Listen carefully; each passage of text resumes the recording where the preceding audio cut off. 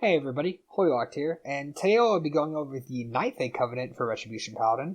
The Night Fae are another one of the covenants we'll be getting in Shadowlands, and as I did with my last two videos, the Necrolords and the Korains, I will be talking about the ability you get. Is the Conduit you get with the Covenant worth it, the specific one? The Soulbinds and Conduits. A talent ability you can run with this, and which Soulbind you should be using first versus towards when you get closer to max Renown. Alright, so make sure to leave a like on the video if you did like it, and subscribe, please. I would appreciate it. And leave a comment down below. I read all of them, and we'll try to answer your questions the best I can. And with all that said, let's get into the video.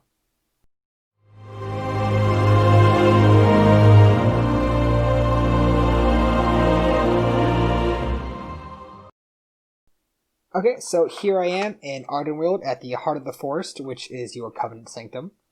Okay. So first thing I'll be talking about are the abilities that you get with the Night Fae Covenant. Alright, and so as with every other covenant, you get a general ability, and then you get a class-specific ability. And the general ability for this one is going to be Soul Shape.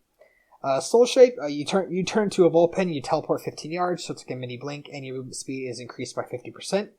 And I think it's about 4 seconds, let me go and test that out.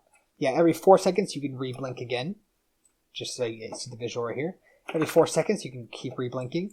And the cool thing about this is, while you are in a rested area, it doesn't fall off.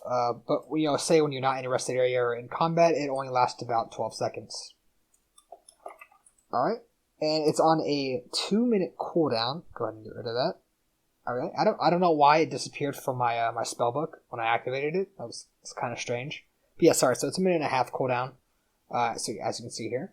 Alright, and then next up, your Covenant specific ability is Blessing of Seasons. Now, right here, it's actually 4 abilities in one. And that's what's pretty interesting about it, is that each one does something different. Of course, there are going to be some that are better than others, and some that just kind of feel useless in a lot of situations. Okay, so the one I have here, the very first one, is Blessing of Summer. Alright, so for Blessing of Summer, you bless an ally, so it can either be you or somebody else. For 30 seconds, it causes your attacks to have a 40% chance to do 30% additional damage as holy, which, yes, is affected by your Mastry. Alright, going ahead and use it. You can see the visual on this. Alright, yeah, there it is. 30-second buff, 45-second cooldown. On previous beta builds, this was a 30-second cooldown. So it fit nicer with everything, so now you're going to have that 15 seconds of downtime.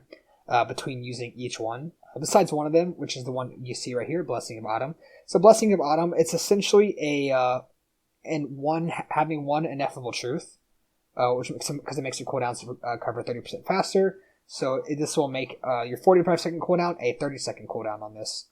I mean, it feels okay. It feels kind of weird with the rest of the spec, because your cooldowns are coming out faster, but it's a little difficult to time it with your blessings.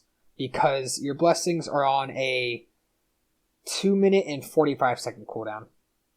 And, wings being a 2-minute cooldown, you're not going to hold that, obviously. Holy Avenger, I guess it can always work with that because of the 3-minute cooldown, but you'll probably be holding Holy Avenger anyway. Alright, so go ahead and use this one. It's kind of hard to tell, but yeah, the numbers, it's going down a little faster. And that brings me to the next one, Blessing of Winter. Alright, so once again, you can bless an ally or yourself for 30 seconds, and their attacks deal 59 frost damage. And it reduces the enemy movement speed by 3%, and their attack speed by 2%, stacking up to 10 times.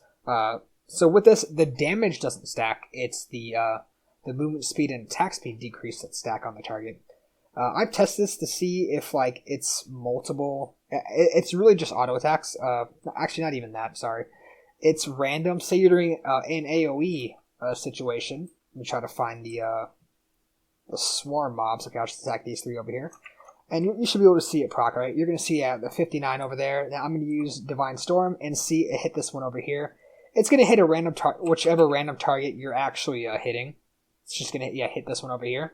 So I thought it would maybe hit every target. It doesn't.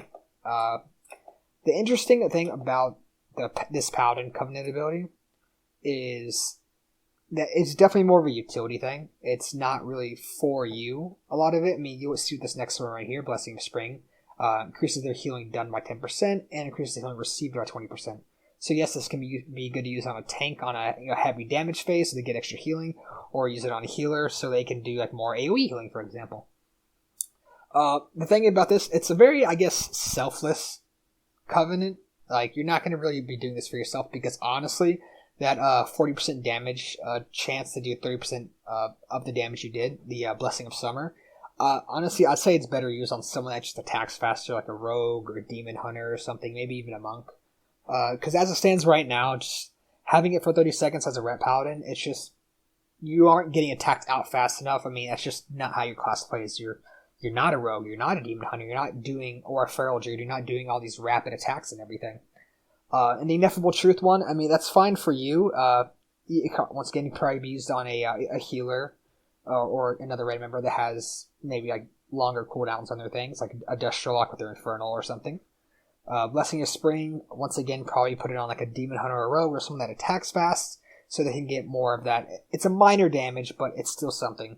So this is a good covenant ability if you're going to be using it just to kind of buff your raid and whole, but it's not very good for just like yourself. It can be okay for yourself, and the DPS can be around equal with the other covenants, but you'll just get more value off using it on other allies.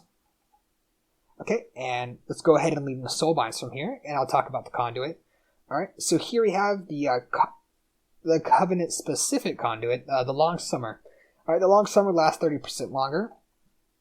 So that would turn this from a 30-second cooldown, a 30-second duration, into a 39-second duration. That feels better.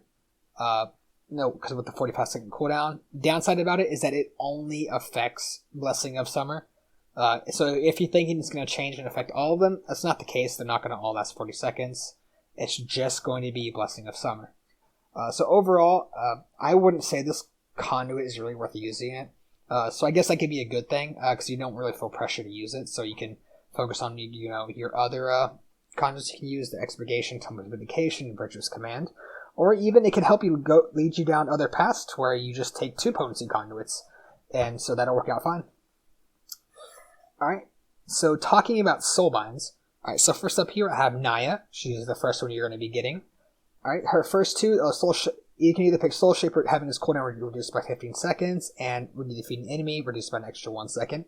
Alright, it feels nice, but it doesn't lead you to a potency conduit, and these two don't really matter too much. I mean, while in Soul Shape you regenerate 5% of your health every 3 seconds, this one's probably just better overall in general, because in combat it lasts 12 seconds, so it's going to give you a good 20% heal, and leads you into a potency conduit, which I just have Expurgation right here. It's just because I was testing something earlier, not really speaking to anything. I've had this tree maxed out. I've reset it a few times. I can't reset it this week because it is locked. So there was really no point. Alright.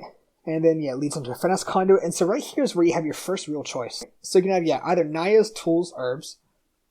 Your healing spells and abilities have a chance to apply Invigorating Herbs, which increase the target's haste by 5%. Definitely seems like it's more geared towards like a Holy Paladin or something. Alright, and the one that leads to your potency conduit is the Naya's Tools Poison. Alright, interrupts apply paralytic poison to your target, dealing 5,700 damage over 30 seconds. Targets with the poison take an additional 198% nature damage if interrupted once more. This seems pretty good in PvP, or like maybe on like a boss fight where you have to interrupt like an ad or something multiple times. Not crazy useful. I mean, 30-second duration on it is nice, but unless you're the one getting that specific interrupt each time, it's not going to have too much value, but it does lead you to a potency conduit. And then you have Naya's Tools Burrs. Your damaging attacks and spells have a chance to toss spiked burrs onto your target, and they lash onto the first enemy across them, reducing movement speed by 20% and dealing 2,500 nature damage over 6 seconds. This one's pretty good, actually. That's actually a good amount. It hits for about the same as your Temper's Verdict, if not a little bit more. Okay, that's pretty good. It does lead you away from a potency conduit, but since you're not feeling extremely pressured to go for 3 in this tree, you can go ahead and take this, and you'll still get 2. You can still get like your Expurgation and Virtuous Command, or your Virtuous Command and Tumblr's Vindication. Alright, then down here is just kind of some flavor. You either get some extra leather meat or fish when you kill an enemy, or movement speed increased for 2 minutes after defeating an enemy. But once you get in combat, it cancels it. And finally, you have, I guess, her special power, Grove Invigoration. Alright, healing or dealing damage has a chance to grant you a stack of redirected anima, up to 10. Blessing of Seasons grants you, which whenever you use it, it consumes all the stacks, and it gives you 1% of your maximum health and 35 mastery per stack for 30 seconds. The thing about this is, it sounded really good when I first read it, and then actually playing with it more, it doesn't stack up too often. I mean, on average, between using the blessings, I'll get maybe 2, maybe 3 stacks of it. 3 is pretty rare. On average, it's 1 or 2, honestly. So it's not that big of a mastery increase. I mean, it's around, I think 2% mastery, honestly, increase, which is actually down from what it was before. Before it was 2% per stack. Now it's about 1% per stack. Alright, so moving on to Dreamweaver. So Dreamweaver is pretty cool, actually. Once again, you have to start off on the top, and you just get a main ability and split off into 2. Alright, so what it does is Blessing of Seasons, whenever you use it, around you for 10 seconds increases your haste by 10% while you stand in them. But the weird thing about this is it says flowers can only bloom once a minute. So that either means you're going to get it every other Blessing of Seasons use, or you're going to have to wait a minute per blessing. I don't know why they're doing this. It seems like they want you to use things every minute with Ret Paladin, every 30 seconds, but then they also have these weird 45-second cooldowns like Seraphim, Wake of Ashes, and also Blessing of Summer.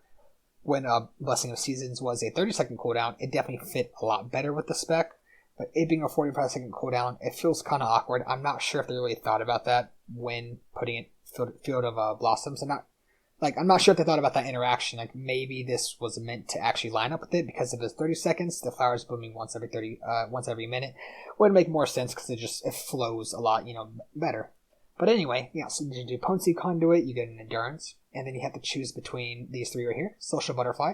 When around at least 2 allies, you get 5% increased versatility for 5 seconds, and after that 5 seconds, it bounces to 2 nearby allies, so you get 40% of the effect, and then for 5 seconds, and then it comes back to you.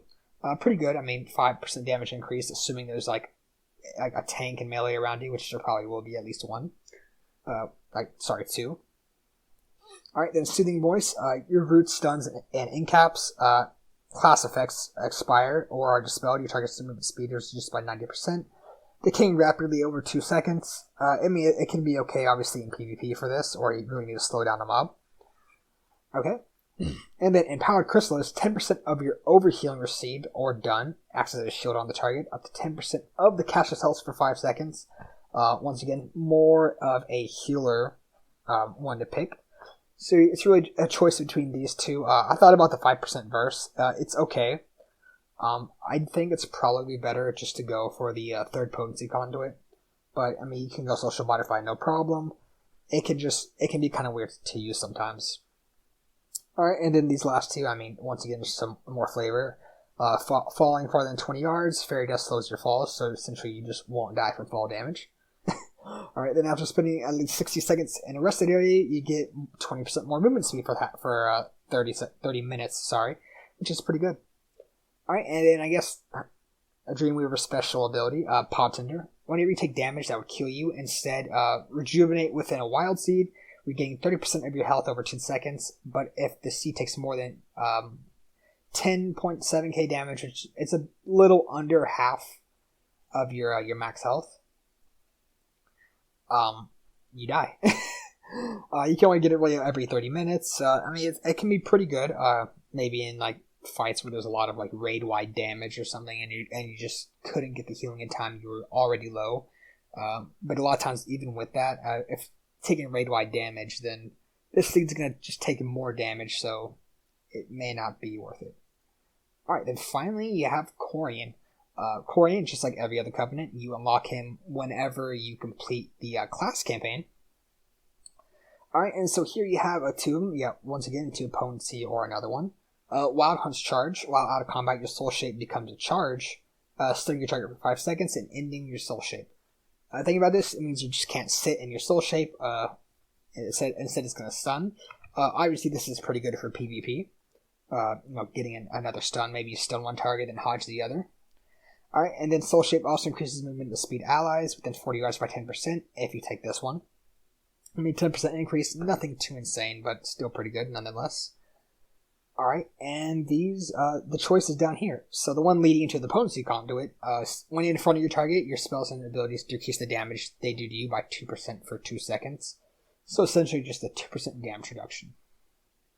Alright, and so first strike, damaging an enemy before they damage you, increases your crit chance by 20% for 10 seconds.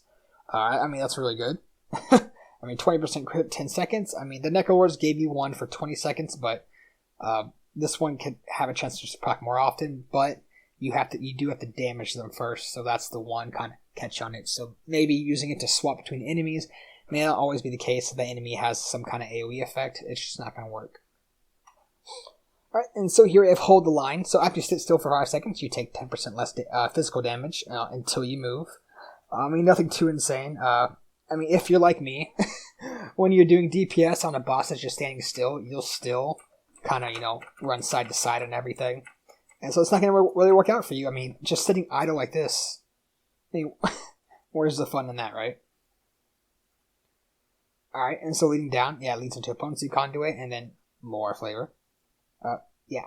And so your mounted movement speed is increased by 5%, and the allies behind you within 40% gain this benefit, so, I mean, nothing too insane or anything like that.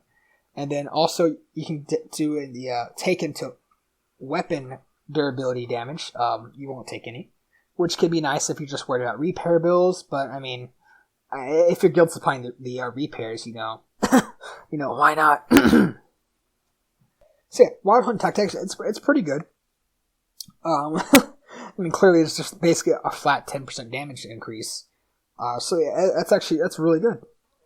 Okay, so that about covers all of the Soulbinds. Alright, so what I'm going to do now is talk about which Soulbind you should use first at the start. Alright, so obviously Korayn's out because you don't get him until much, much later into your campaign, so you actually have to finish it. So it becomes a toss-up between Naya and Dreamweaver.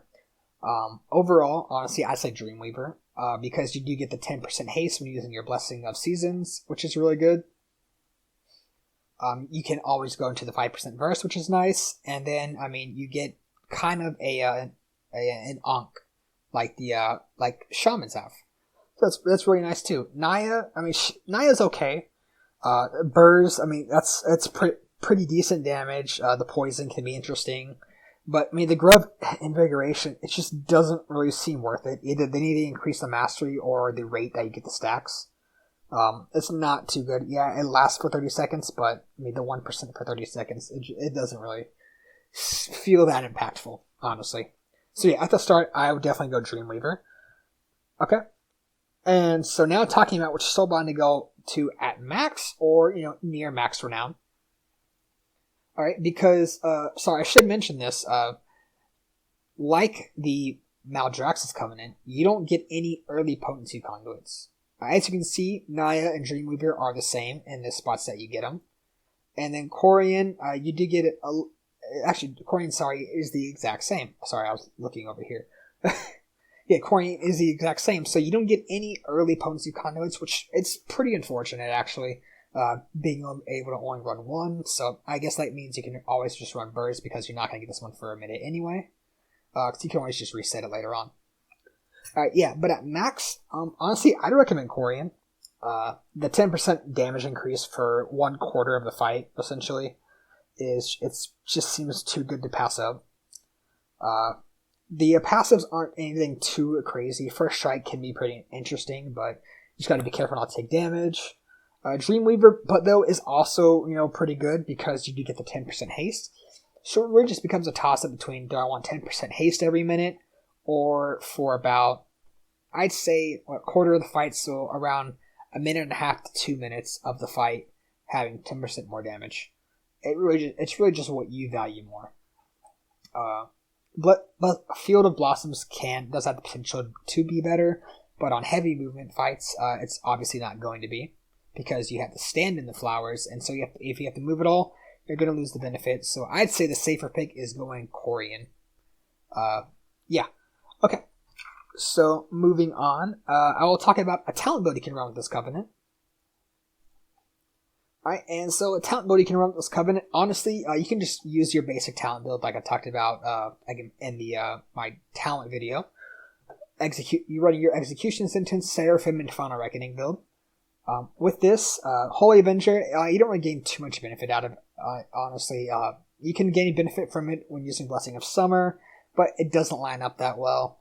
So it can be good with that because you're just firing off your Temper's Verdicts. Alright, Crusade is an interesting one with this because you do have your Blessing of Autumn, which can reduce its cooldown, which does add more value to this. But at the same time, you can say the same for Final Reckoning. It makes it a 45 second cooldown because it takes off about 15 seconds from it. Alright, and so yeah, you can go ahead and stay this build.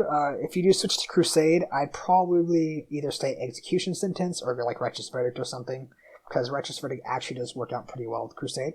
Because if you're running more of a haste build, you can always go Crusade and Dreamweaver, so you get the 10% haste, which does up the value on it a bit more. Sorry, I lost my place. Sanctified Wrath, yes, still good. Better than Crusade in most situations. But, Final Reckoning, it's still the best overall. So this is what I recommend running for this, just your normal build and everything. But like I said before, Divine Purpose and Holy Avenger still perfectly viable, still do around the same amount of damage. I just prefer Seraphim because it does do a little bit more than the rest of them. It can just be a lot weirder to use because it's something you're using every minute. Alright, so my overall thoughts on the Night Fae Covenant is, they're pretty good. Nothing too bad about them. The ability is interesting because it's very different than the other ones because you're not really using it on yourself too much. That's the interesting thing about it, is it's better to not use on yourself actually, which, I get that's not what a lot of people want because you do want to feel more powerful, so I understand that aspect of it. No real negatives about this one. The tweaks I would do with it is changing the cooldown of your blessings to 30 seconds, because I made it 45 seconds in a previous build, I think a couple months ago. If they change this to a minute, I do think that would be pretty bad. You do want this probably around 30 seconds, so extending it is not the right choice for me, because I know it does match up more with Dreamweaver every minute, but having it on a minute cooldown, I think honestly would be pretty bad for this Covenant, because the ability already isn't anything too insane. It's very much a utility Covenant.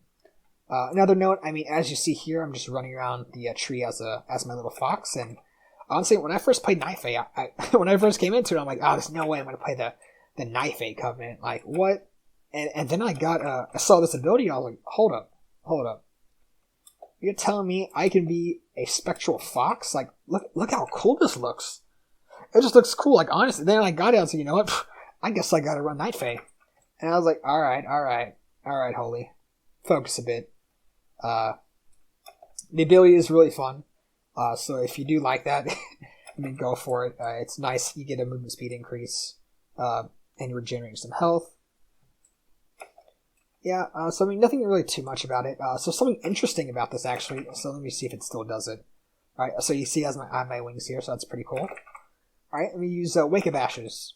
It doesn't take you out of your fox form, but if you use any other ability, it does take you out of your fox form.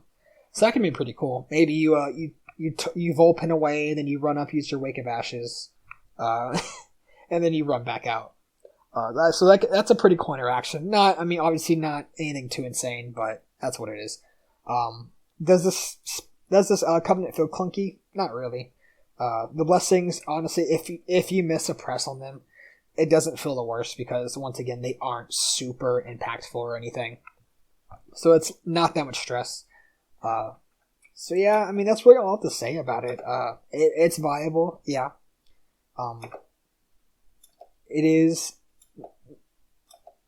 It's around the same as Necrolords, honestly, in terms of damage.